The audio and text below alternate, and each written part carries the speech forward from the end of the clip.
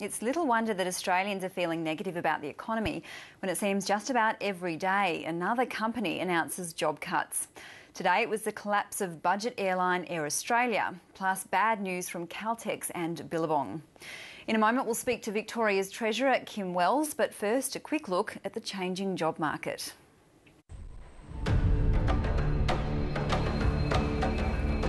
The prognosis is not good. The alarm bells go off as soon as you hear maintenance is being cut to save money.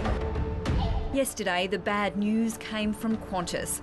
500 jobs to go, with 1,000 more in doubt at the company's Tullamarine and Avalon maintenance centres.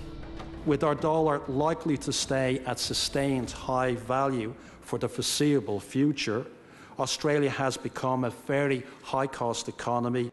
Today it was the budget airline Air Australia in trouble. It's been forced into administration, unable to pay for fuel, stranding thousands of passengers around Australia and overseas. It's alleged the company was paying foreign staff far below Australian award wages.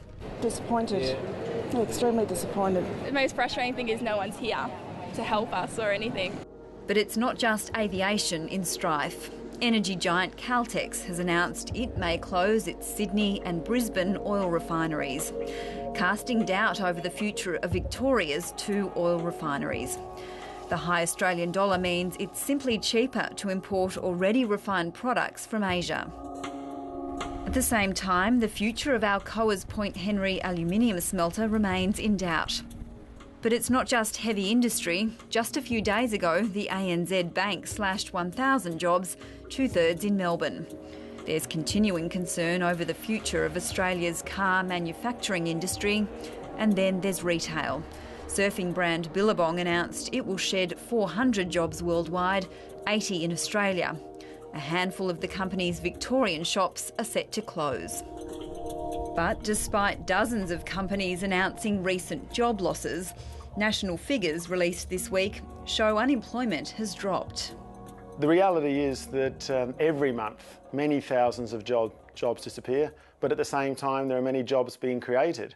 It's just I don't think the same newsworthiness is attached to a firm coming out and announcing that they hired 1 or 2 or 5 or 10 more workers. So these big dismissals, they catch the news, but reality is, I think looking forward, you saw the figures from yesterday, employment growth on net is still growing. The head of Federal Treasury says Australians aren't seeing the big picture. But I do think the whole mindset is overdone. I mean, it's almost as if most Australians seem to think we live in Greece. We don't. I mean, we actually have an incredibly bright future ahead of us. Yes, there are challenges, but there are always challenges. The opportunities that we have in front of us are of a sort we've never seen before.